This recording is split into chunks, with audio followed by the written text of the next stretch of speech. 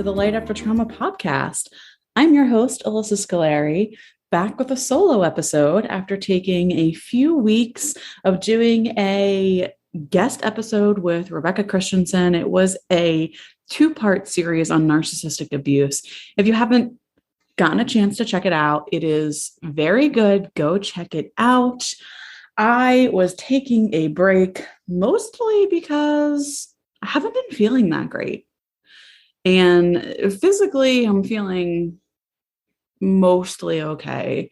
But emotionally, I have not been feeling well at all. April is just not my month. And so I definitely needed a few weeks off. So Rebecca and I had done this two-part episode, and I thought now was a perfect time to be able to share it with you all because it gave me a little bit of a break just to be able to recuperate and try to recover a little bit. And quite honestly, I am still not feeling good at all. And I think there's a million reasons why. I already know the answer to the why, but the question of how do I get these feelings to go away or to leave, I have yet to answer that because I've been feeling terrible for, I would say, at least like a month at this point. I have just been really struggling with depression. And I know that there's a lot going on, right? Just as an example, this time of year particularly is really hard because 4 years ago was when my mom got really, really sick and she almost died. In fact, we were told that she was going to die, and she made it and she survived, but not without months of her being in the hospital and being in ICU and her being up and down and up and down. And 1 minute she wasn't going to make it, and the next minute she might have a chance. It was an emotional roller coaster for months, and I can't forget it. And I will never forget it. And I think this time of year is when it just hits me the hardest. My body, Bessel van der Kolk said it best, right? Like your body keeps the score. And my body has been reminding me that this time of year, 4 years ago, was really, really hard. I spent like 24 hours a day just like praying to every god out there that my mom would live. And she did. But, it's hard because I feel like I don't want to sound ungrateful because I'm very, very grateful for the circumstances. And I know other people don't have circumstances like that. Other people do lose their parents. So I'm trying not to act like this was the worst thing that ever could have happened. But with that being said, I think that I need to acknowledge that it was very traumatic. And it's not even just that. It's a million other things too that have been going on, and changes in my life and shifts in my relationships that have been really, really hard for me. And I have been depressed. And it's really interesting to hear myself say that because I have always held, I think prior to becoming a therapist, I have always held such a stigma of depression. And I noticed that the people around me, right, the world around us, people hold such a stigma about it. People are so much more likely to say, I have OCD or I have anxiety, right? Anxiety is the big one. Anybody will walk up to you and be like, oh, my anxiety. Oh, my anxiety. But very few people will just kind of start talking about their depression. That is largely in part because of the stigma that we place on depression. It's okay to talk about anxiety, but it's not okay to talk about depression. I don't really know why. I could theorize why. I think that depression is kind of more serious sounding. And when people think depression, they think suicidal. And when people think suicidal, it makes them very uncomfortable. and therefore like we don't even want to breach that topic, so we're not even talking about it. I think that has a lot to do with it, but ultimately I don't know for sure. But what I do know is that I even internalized that stigma for a while and had a really hard time talking about my depression. Happy to say I don't have that hard of a time talking about it anymore. I feel like I've really released that stigma. And so that's what we're talking about today. We're talking about depression. It is, I think we really haven't yet just sat down, me and you, the listener, and had a chat about depression. I've had people on the show that have talked about depression.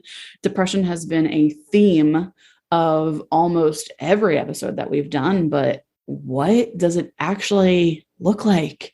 And I think that what has really inspired me lately to share about this topic and to speak on this topic is I think a lot of the judgments that I have received about my own depression.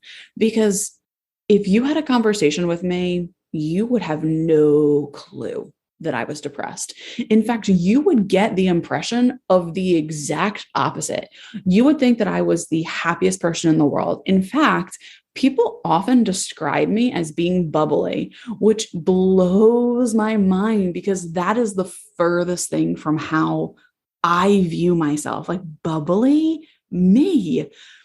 Absolutely not. I've often been compared to, I don't know if anybody's going to remember this, but the Powerpuff Girls with Buttercup, Bubbles, and Blossom. That was one of my favorite shows growing up.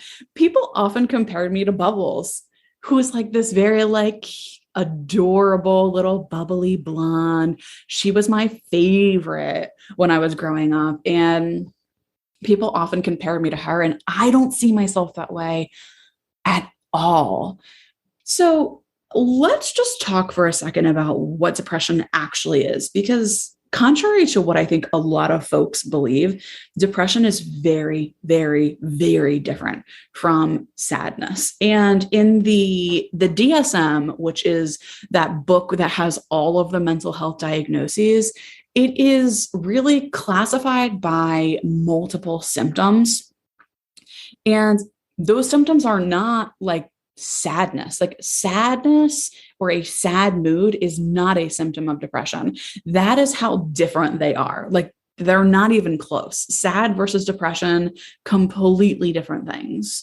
So some of the symptoms of depression include like a loss of appetite or overeating. So maybe issues with getting in touch with your hunger and fullness cues, or even like your hydration cues, your thirst cues, issues with sleeping, having depleted energy, or maybe being tired all the time, feeling fatigued all the time, having a low self-esteem, difficulty with concentrating or making decisions, feelings of hopelessness or despair is another one, loss of interest and pleasure in a lot of the activities that you used to once find very pleasurable, problems sleeping, either you can't fall asleep or you wake up throughout the night or you're having nightmares all the time, perhaps changes in weight, perhaps not always.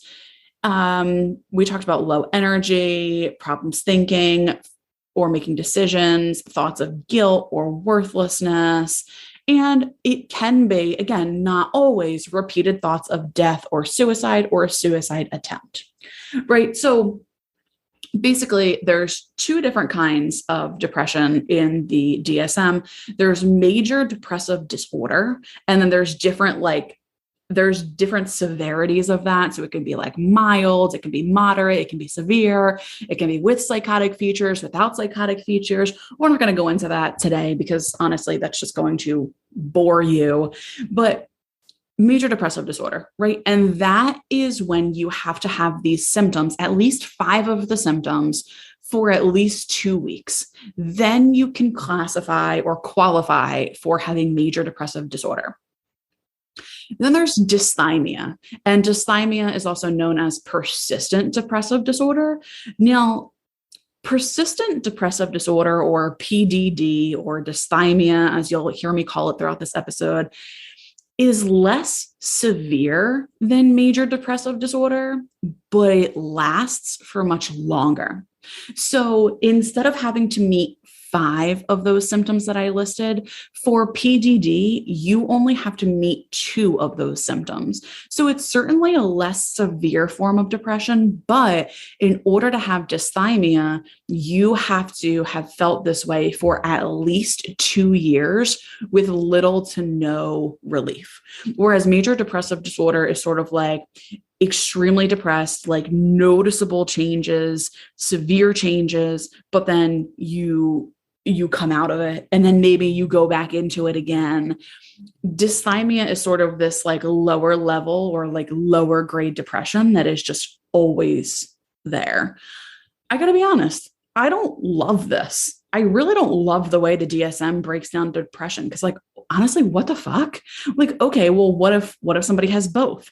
What if somebody has like low level depression all the time, but then it gets really, really bad sometimes? Or there's just so many like loose ends with the way that depression is listed in the DSM. And I've also almost always seen depression be a part of other mental health disorders. So it's like, well, is this person dysthymic? Do they have PDD? Or do they have trauma that's taking them years to recover from? And as a result of the trauma, they have depression. Like, do we keep throwing diagnoses at people and just say, oh, well, you have major depressive disorder. Oh, well, it's been 2 years and now you have PDD. Like, I guess I don't agree with it. I think it's very confusing for folks. And I think it's very confusing even for mental health professionals. But alas, this is what we're working with here.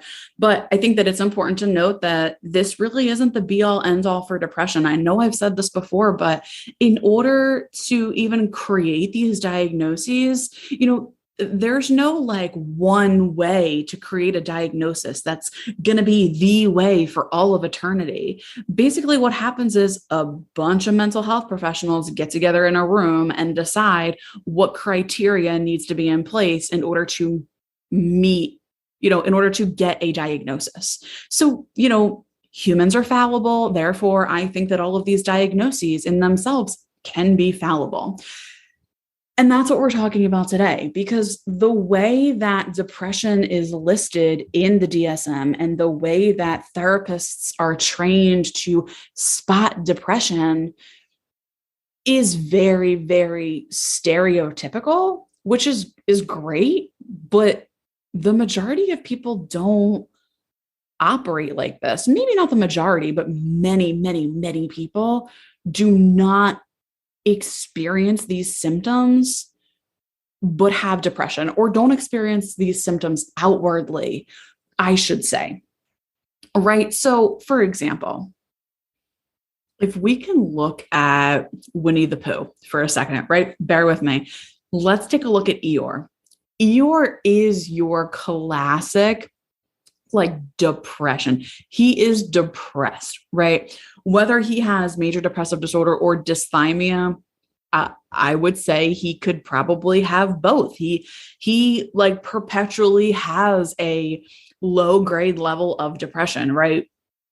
I think sometimes maybe he feels a little better, especially after he finds his tail.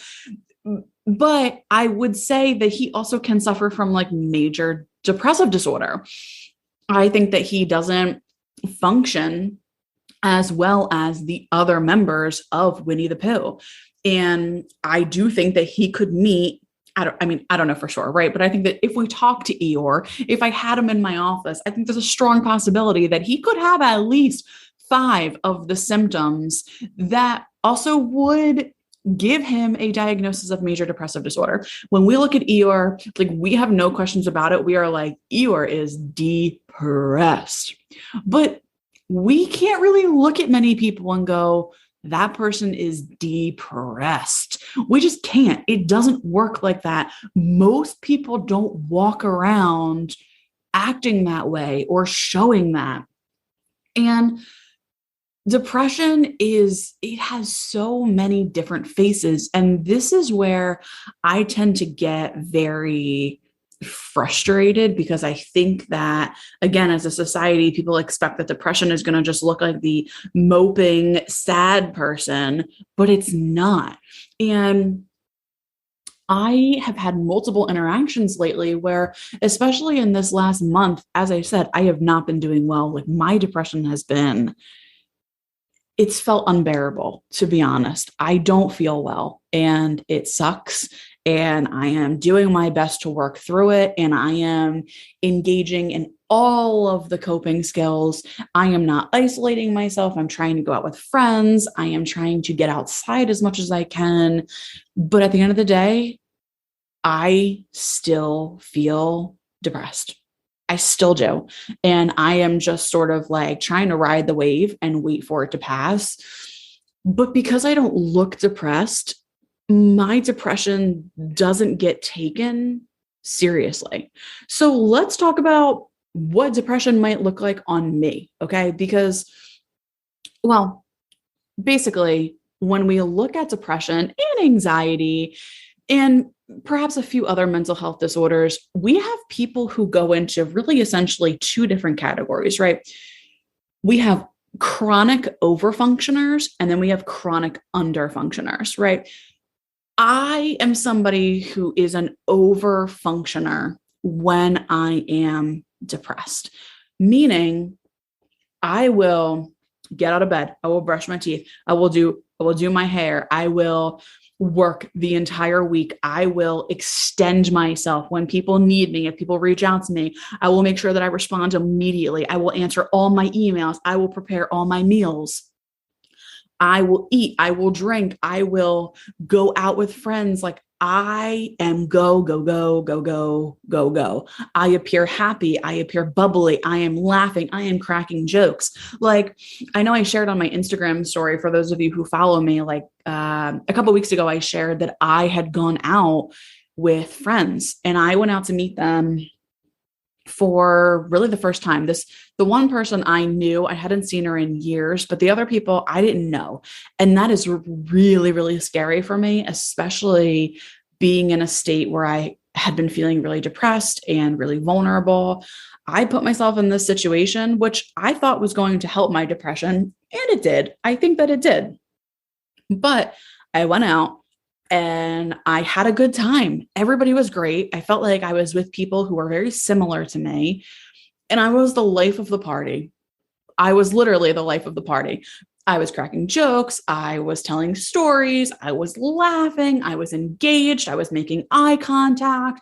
I wasn't on my phone at all. I was playing with the animals. I was great. If anybody had been in that room and they had talked to me or they had even watched me, they would say, nope, there's zero risk factor here. What people don't know is that I came home that night and I was getting ready for bed and I was very much in my head about, oh my God, did they like me? Did I say something stupid? Was I annoying? They probably hate me. I wonder if I'll be invited back. No, I definitely am not going to be invited back. And I had a quick exchange with my husband, and he said something to me that I interpreted incorrectly as a result of already being on edge. I sort of thought that he was like upset with me, and I lost it. Like, had a panic attack that lasted for hours. And look, I know that a lot of people love to say panic attacks only last 3 to 5 minutes. That is some bullshit. Okay, that is some bullshit. If somebody says that to you, that's because they've never had a panic attack before. Panic attacks do not last for only 3 to 5 minutes. I could not breathe for hours. I was hyperventilating. I was sobbing. I was dissociated. I was gone. I was gone. I was in a level of emotional pain that felt absolutely unbearable for me. And, as a result of that chronic breakdown, I barely slept. I woke up the next day feeling emotionally hungover. I was exhausted. And when I'm tired, I get even more depressed. So I kind of like lost my weekend to a meltdown that I had merely hours after going out and appearing like everything was absolutely fine. When I am depressed and when people who are over functioners are depressed, you're not going to see us kind of like laying in bed. You're going to see us going and going and going and going until we break. And that is what I do. That is my tendency. And the more depressed I am, the more high energy I'm going to be. Maybe that sounds a little wild, but here's my reasoning behind it. I can't speak for other people, but my reasoning behind it is because the more upset I feel, like the more depressed I feel, the more vulnerable I am. And I hate being vulnerable. It is really, really terrifying for me. I am working on it, right? The part of this podcast is like, this whole episode is me being vulnerable. This is really hard to talk about. But when I'm vulnerable, because I hate it so much, I feel like I need to put on more of a show so that people can't tell that I'm hurting, because it almost keeps people at bay, right? Because people can't look at me and see my sadness. So they're not going to ask, because I'm like, don't ask me. Please don't look at me. Please don't see through me. I don't want you to see through me and see that I am in agony. I overfunction. So nobody knows. Outwardly, I don't display any of those symptoms, but I come home and I fall apart and every symptom is there. I know one of the surefire ways when I am depressed is that I stop drinking water. I literally just stop. Like I cannot get in touch with my thirst cues at all. And then my hunger cues go away. And then I feel tired all the time and I stop eating. And it's like, this past Saturday, I don't think I ate a full meal until like 4:00. And that is so unlike me because I'm usually so good at getting all my meals in. So depression can look like over functioning. So please do not look at the people around you who appear to have it all together and say, oh, you don't know what it feels like. You don't know what it's like to be depressed. Because I've had several people kind of say that to me this past month where, if somebody asks me how I'm doing and I'm like, honestly, I haven't been doing well. Or I said I had like an event to go to where I actually said like, hey, I don't think I'm going to be able to make it. I'm not really feeling well. And, this person was like, oh, like, are you sick? And I was like, no, honestly, just emotionally not doing well. Don't think I want to go. I really think I need this night to myself.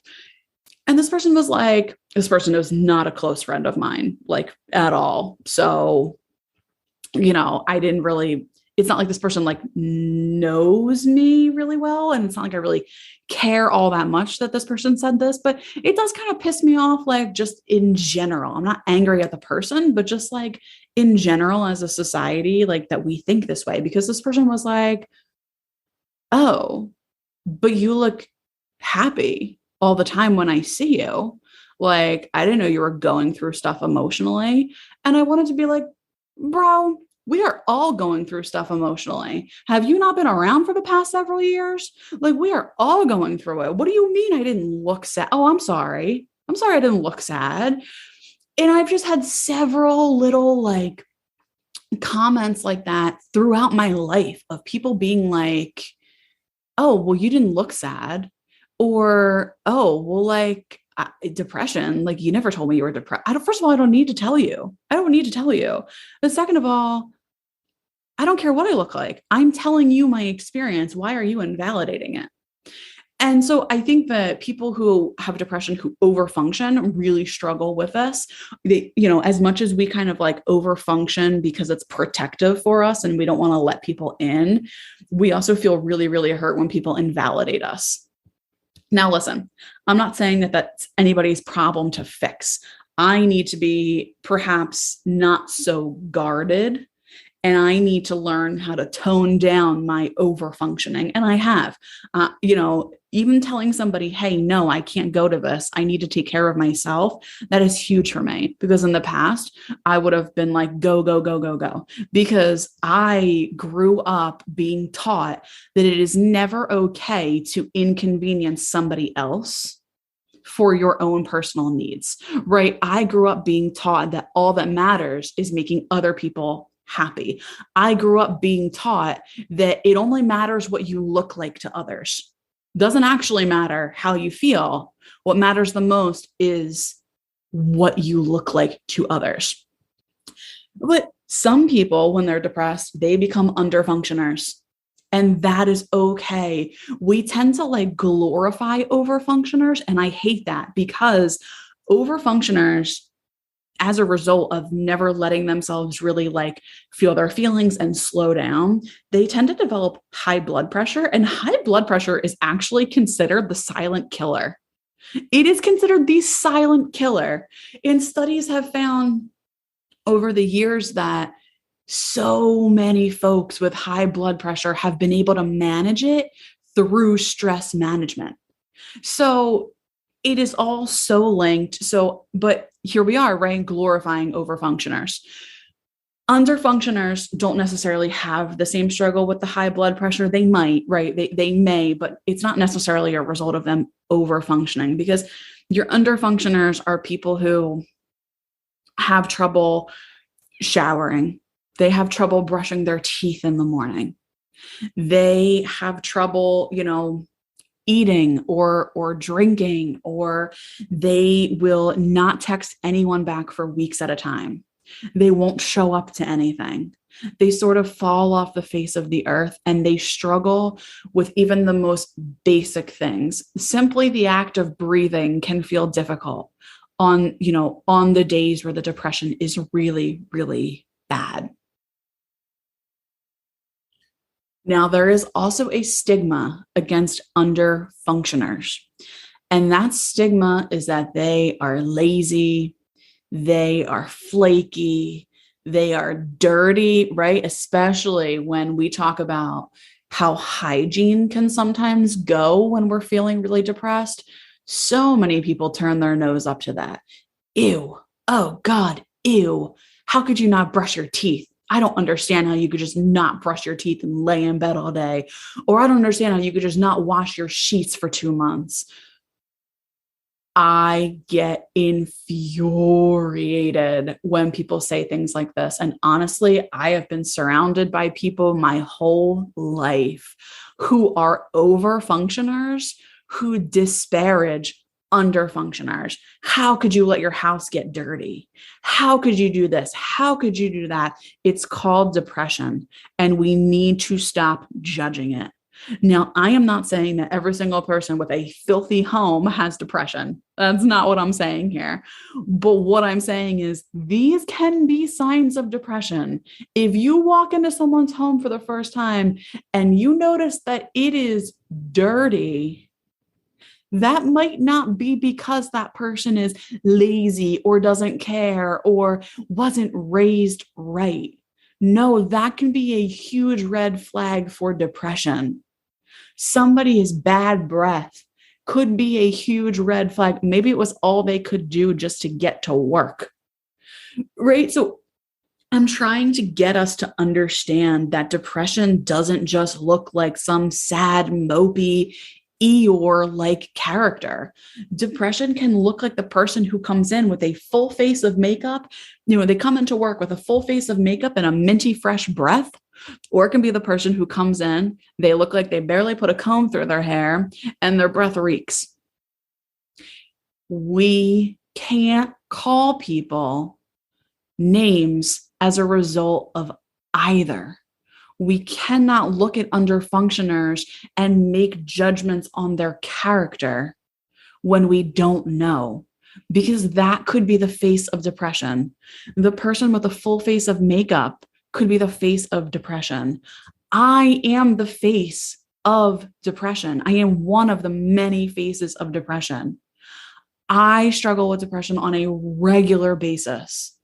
I have been so tired at times that I haven't been sure how I am going to go on. There are days where I underfunction as well. They are a little bit more rare for me because my tendency is to overfunction. But there have been days where I'm like, I can't get out of this bed. I just can't do it. And therefore, I didn't eat. Therefore, I never got to brush my teeth. And you know what? I am no less of a person. It doesn't make me lazy. It doesn't make me gross. It doesn't make me unhygienic. My teeth haven't fallen out. I have not hurt anybody as a result of my underfunctioning. So there are stereotypes of both overfunctioning, underfunctioning, major depressive disorder, dysthymia, whatever you may be struggling with, whatever anybody may be struggling with, it is still excruciating pain. And I want us to remember that the next time we go to cast aspersions on somebody or make judgments. And I want us to remember that, the next time that we are in conversations with people, because I myself am like a victim of being like, or not a victim. I'm not a victim. I am a victim of people kind of looking at me and saying, oh, well, you can't be depressed. But I have been wrong before by looking at other people and being like, why didn't you shower? Like, what is going on here? Right. I have judged people by being like, what the heck happens? Right. That can be a face of depression. So this is something for all of us to work on, but this is also something for us to, learn about ourselves. Are you an overfunctioner? Are you an underfunctioner? What does your depression look like? Because what I described coming out of the DSM, that's not all depression can look like. And I think that once we sort of identify for ourselves what it looks like for us, then we are able to catch it much more quickly and can then work to recover from it. It's not always going to look like it does in the textbooks. It's going to look different for each and every one of us. So I think it is really helpful to figure out what it looks like for you. And one way you can do that is by journaling, right? What does my depression look like for me? And you can think of all of the examples that I've just given, and you can decide for yourself. And maybe there are things that I've left out. Maybe there are things that I am not, not aware of myself. Hey, let me know. You know where to find me. I don't think I mentioned that at the beginning of this episode, but you can give us a follow over at Light After Trauma on Instagram. And if you are a Patreon member and you would like, you can certainly request an episode topic. I know a few of you have done so, and I am working on getting to them. When I get an episode topic, I like to do my research on said topic because I don't want to come in just like making stuff up. Obviously, that's not helpful for anybody. So I like to do my research. So once you request a topic, it is going to take me some time because I want to look into it. I want to read about it, and I want to feel equipped enough to be able to share with you what I've learned, especially if it's not something that I'm familiar with. So just keep that in mind. The Patreon is in the show notes, so you can feel free to go and check that out. And thank you so much for the support as always. If you have not done so already, please feel free to leave a rating or review of the podcast. It helps so much. I hope that everybody's having a good week. I am hoping and praying for a better week on my end. I am just feeling terrible. And I don't have any, follow-ups. There's no buts after. There's no like, oh, I know it's going to get better, because I do know it's going to get better, but it's not helpful for me to kind of say that. Sometimes we just need to be in it. And that's kind of where I am. I just need to be in it. I just need to acknowledge that I am not even a little bit okay, but I am, I'm here and I'm doing my best to keep myself, moving and enjoying the sunshine and just making the most. But it is what it is for right now until I feel better. So I hope that you are all doing very well. I love you all. I am holding you in the light, and I will see you next week. Thanks for listening, everyone. For more information, please head over to lightaftertrauma.com, or you can also follow us on social media. On Instagram, we are at lightaftertrauma, and on Twitter, it is at lightafterpod. Lastly, please head over to patreon.com/lightaftertrauma to support our show. We are asking for $5 a month, which is the equivalent to a cup of coffee at Starbucks. So please head on over again. That's patreon.com/lightaftertrauma. Thank you, and we appreciate your support.